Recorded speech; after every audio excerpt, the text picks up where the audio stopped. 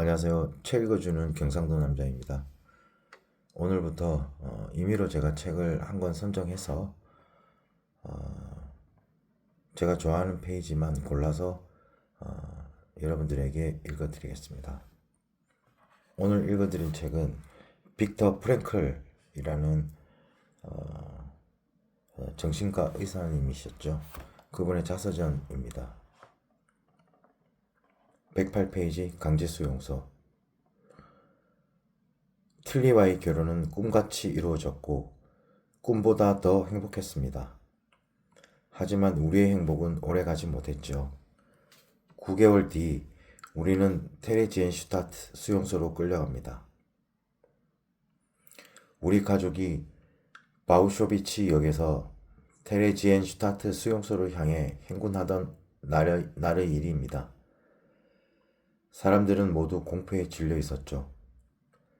아버지는 큰 나무 상자를 등에 짊어지고 행렬 속에 있었습니다.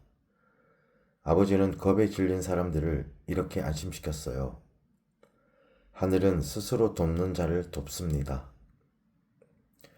아버지는 눈이 마주치는 사람들에게 미소를 지어 보이며 안심시켰어요. 내 아버지는 그토록 침착하고 담담한 분이었습니다. 내 성격의 뿌리는 그분에게서 온 것입니다.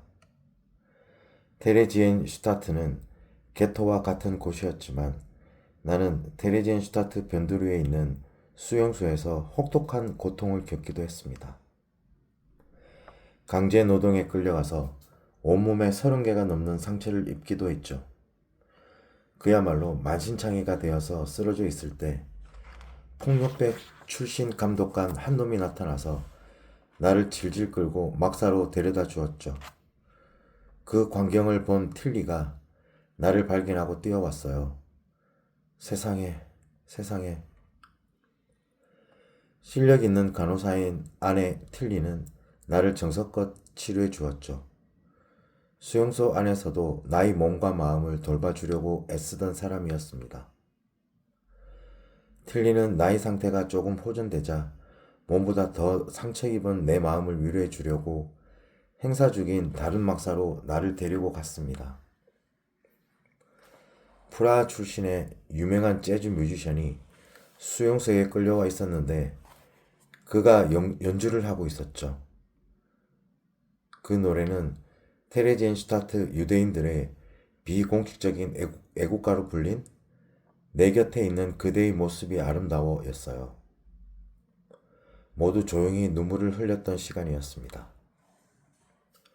오전에는 견디기 힘든 모멸감의 시간을 보내고 오후에는 아름다운 재즈 공연을 보며 생각했습니다.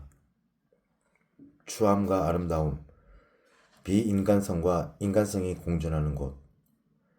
나는 수용소에서 인간 존재가 지닌 양면성을 보았고 그것은 인간 존재의 전형적인 모습이었습니다. 나는 테레지엔슈타트 수용소에 들어갈 때 모르핀 앰플을 몰래 숨겨서 들어갔습니다. 내가 의사였기 때문에 소지하고 있었던 것이죠. 그 당시 아버지는 말기 폐부종 환자였어요. 감자 껍질을 먹으며 목숨을 연명하던 81살 아버지는 굶주림 때문에 이미 반은 죽은 상태였어요. 숨을 제대로 쉬지 못하는 아버지를 지켜보며 죽음이 다가왔다는 걸 직감한 나는 아버지에게 모르핀을 주사했어요. 아버지, 많이 아프세요? 아니. 아버지 원하는 게 있으세요? 없다. 저한테 하고 싶은 말씀은요? 없다. 나는 아버지께 입맞춤을 하고 자리를 떠났죠. 아버지를 다시 만날 수 없으리란 걸 알고 있었어요. 그때 나는 매우 신비로운 감정을 느꼈습니다. 내가 마지막으로 할 수 있는 최선을 다했다는 생각이 들었어요. 나는 부모님 때문에 빈에 남았고 아버지 임종을 지켰으며 아버지가 죽음의 고통을 덜 느끼도록 내가 할 수 있는 일을 다했다는 안도감이었어요. 그 시절은 언제 강제 수용소로 추방될지 모르는 불안한 시기였습니다. 어머니의 삼촌인 작가 비너가 죽어가는 모습도 지켜보아야 했습니다. 나는 그 시기에도 책상에 앉아서 로고테라피 책의 초고를 쓰는 일을 멈추지 않았습니다. 아버지가 돌아가신 후 어머니는 깊은 슬픔에 빠져 있었습니다. 그러던 어느 날 아버지의 지인인 라비 페르다가 어머니를 찾아왔어요. 당신 남편은 진정한 자딕이었어요. 여기서 자딕은 정의로운 사람을 말합니다. 그 말은 아들인 제 가슴에 오래 남았습니다. 저도 진심으로 아버지를 정의로운 사람이라고 생각합니다. 살아계실 때 아버지는 늘 이렇게 말씀하셨어요. 아버지의 신념이었죠. 신이 원한다면 나는 어떤 일도 견딜 수 있다. 데레지엔슈타트 수용소에서 지내는 동안 어머니와 나는 만났다 헤어질 때면 언제 어디서건 입맞춤을 했어요. 우리가 다시 헤어지더라도 항상 건강하게 잘 지낼 것이라는 믿음을 나누는 상징적인 인사법이었죠. 테레지엔슈타트에서 맞은 틸리의 23번째 생일이 기억납니다. 편지를 몰래 전해줄 수 있었죠. 사랑하는 당신께 나는 소망합니다. 당신이 끝까지 당신 자신을 믿기를. 나는 항상 그녀가 자기 자신을 믿고 사랑하기를 간절히 빌었습니다. 테레지엔슈타트에 온 지 두 달쯤 되던 때 틸리는 이송 보호권을 얻게 됩니다. 틸리가 전쟁에 필요한 물품을 만드는 공장에서 일을 하고 있었기에 이송 보호권을 얻을 수 있었던 거예요. 당분간은 강제로 죽음의 수용소에 끌려갈 일이 없어졌으니 정말 다행이었죠. 하지만 틸리의 성격을 알기에 나는 불안해지기 시작했어요. 나와 헤어지지 않기 위해서 아우슈비츠에 자발적으로 지원하면 어떡하나? 어떻게 막아야 하나? 틸리, 내 말 잘 들어요. 간곡히 부탁할게요. 아우슈비츠에 지원해선 안 돼요. 나를 위한다면 제발 내 말을 들어요. 하지만 틸리는 어떻게 해서든 나와 함께하는 길을 택할 사람이었죠.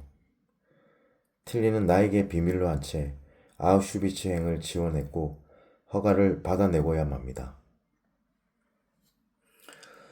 틸리와 내가 아우슈비츠로 이송되던 날을 잊지 못합니다. 틸리와 함께 어머니께 인사를 드리러 갔어요. 어머니와 작별 인사를 하면서 이렇게 부탁했습니다. 어머니, 부디 저를 축복해 주세요. 어머니는 가슴 깊은 곳에서 끌어올린 뜨거운 음성으로 이렇게 답하셨습니다. 사랑하는 아들아, 너에게 신의 축복이 함께할 것이다.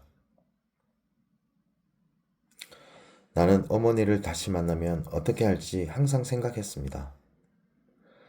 그때마다 무릎을 꿇고 어머니의 치맛자락에 키스를 하는 내 모습이 떠올랐습니다. 어머니에 대한 내 마음을 표현하기에 너무나 어울리는 장면이기 때문입니다. 추방 115페이지. 아우슈비츠로 가는 길. 우리를 실은 기차는 미어터질 듯 했고 짐가방들도 산더미처럼 쌓여 있었습니다. 가장 소중한 물건인 채공건을 잃어버리지 않도록 외투 안감에 넣어서 꼼꼼히 꿰매었기에 안심했습니다. 여보, 이제 아우슈비츠로 가나봐요. 잠시 틸리의 목소리가 공포에 떨리는 듯 했지만 이내 평정심을 되찾았습니다. 틸리가 나서서 산더미 같은 짐가방을 정리하기 시작했고 사람들이 하나둘 틸리를 돕기 시작했습니다. 틸리는 어떤 상황에서도 틸리다운 모습을 포기하지 않았습니다. 죽음의 수용소 아우슈비츠로 가는 날 겪었던 일을 책에 쓴 적은 없습니다. 지금까지 한 번도 언급한 적이 없는 아우슈비츠에서의 일화들을 이 책에서 처음으로 자세히 기록해 보려고 합니다. 아우슈비츠로 가는 역에서 있었던 일입니다. 역에서는 포로들을 분류하는 심사가 있었습니다. 포로들은 줄지어 서서 심사를 기다리고 있었고 악명 높은 맹겔레 박사는 한 사람 한 사람 훑어본 다음에 누구는 오른쪽으로 누구는 왼쪽으로 밀쳐냈죠. 나중에 안 사실입니다만 노역장으로 끌려갈 포로들은 오른쪽으로, 가스실로 끌려갈 포로들은 왼쪽으로 밀쳐낸 것이었죠. 내가 아는 젊은이들은 모두 오른편으로 분류돼 있었어요. 나는 맹겔레가 잠시 땀눈을 파는 사이 조용히 오른편 제일 끝자락에 가서 서 있었습니다. 어차피 죽을 목숨이라면 목숨을 건 모험을 한다고 해서 손해볼 것이 없었기에 시도한 것이지요. 절박한 상황이 닥치면 그런 생각과 용기가 내면에서 솟아난다는 걸 알게 되었죠. 그렇게 나는 단 몇 초 사이에 생사의 강을 건넜습니다. 아우슈비츠에 도착한 직후 틸리와 나는 단 몇 분간 함께 할 수 있었습니다. 그녀는 끝까지 나에게 밝은 모습을 보여주려 애썼죠. 틸리는 내게 속삭였어요. 내 시계, 이 예쁜 시계를 곧 낯이 친해된 놈들에게 빼앗기겠지? 그럴 순 없지. 차라리 내가 부숴버리겠어. 그녀는 곧바로 실행했고 잠시나마 나치에게 승리한 듯한 즐거움을 누렸죠. 우린 곧바로 헤어져야 했습니다. 틸리가 여자 수용소를 향해 걸어갈 때 나는 애타게 외쳤습니다. 틸리, 꼭 살아남아야 해. 무슨 수를 썼어라도. 내 말이 무슨 뜻인지 알지? 틸리, 꼭 기억해. 나는 진심으로 외쳤습니다. 틸리가 살아남을 수만 있다면 나치의 몸을 바쳐서라도 살아남아야 한다고 애절하게 외쳤던 것입니다. 수용소에서는 정절을 바치는 대신 살아남는 사례가 종종 있었으니까요. 남편에 대한 절개 따위를 지킬 생각은 하지 말고 오로지 살아남을 생각만을 하기를 진심으로 간절히 바랐습니다. 나의 진심이 그녀에게 전달되기를, 그녀가 정절에 대한 죄책감 따위는 결코 가지지 않기를 간절히 바랐습니다. 아우슈비츠에 도착하자마자 우리는 모든 소지품을 다 빼앗겼습니다. 내가 가장 자랑스러워하던 알프스 산악회, 도나우 지부의 배지까지 모조리 빼앗겼죠. 프랭클이 산악대장이라는 걸 증명하는 증표가 사라지는 순간이었어요. 더 큰 충격은 입고 있던 옷까지 모두 벗어야 했기에 나의 원고도 빼앗기고 말았다는 것이었습니다. 나는 누더기 중에서도 가장 낡은 누더기 옷을 배급받아 입었습니다. 이 옷의 주인은 가스실에 끌려가서 죽었겠구나.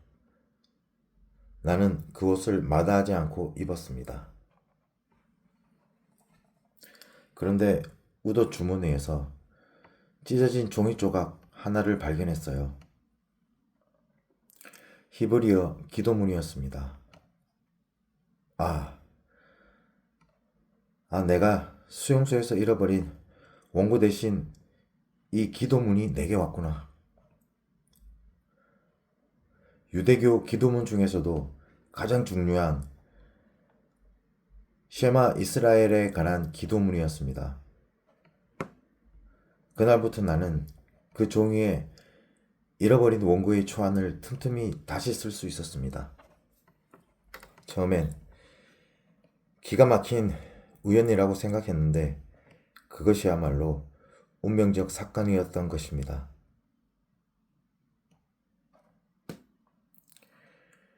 아우슈비츠에서 나는 여러 번 죽을 고비를 넘겼습니다.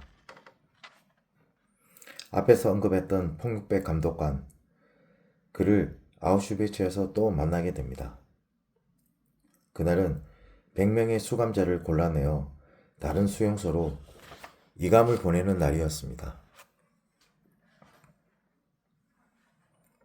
나는 100번 번호표를 받고 대열의 제일 마지막에 서 있었죠.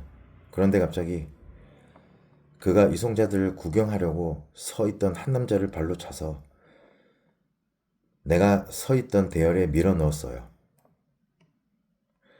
이 녀석 때문에 101명이 되었어. 야, 100번, 너 대열 밖으로 나가. 졸지에 이송자 대열에 끼어든 그가 나 대신 열차에 올라타게 되었고 그들은 다른 수용소를 향해 떠났습니다. 어리둥절했죠. 그의 행동은 의도가 있는 연기처럼 느껴졌습니다. 나중에 한 사실이지만 그날 이송된 100명은 가스실로 직행했던 것이었어요. 내가 모르는 사이에 그는 나의 보호자 역할을 하고 있었던 것입니다.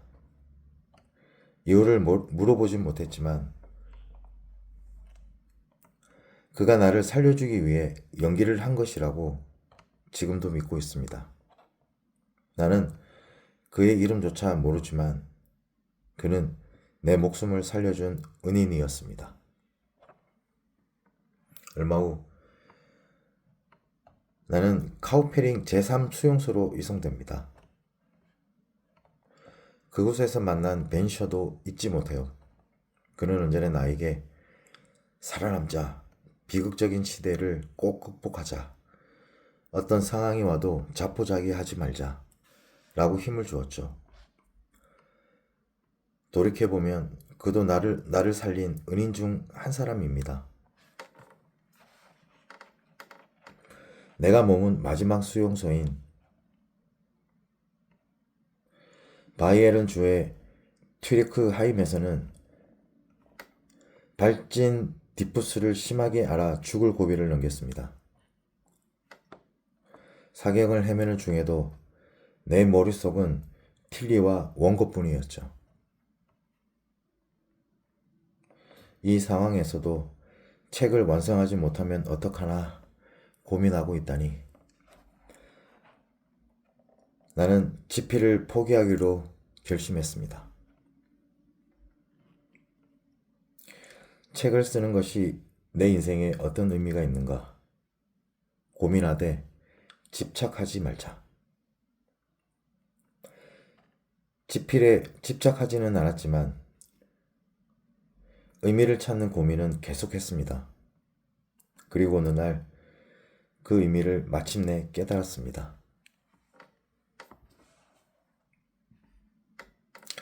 아브라함이 외아들을 제물로 바칠 결심을 했을 때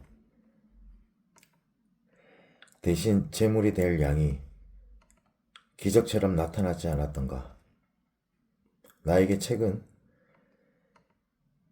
내 정신의 산물을 제물로 바치는 제사와 같은 것이구나. 그렇다면 쓰자. 내 삶의 의미를 기록하자. 나는 멈추었던 집필을 다시 시작했습니다. 발진 티푸스가 사라지자 이번에는 밤마다 호흡 곤란이 찾아왔습니다.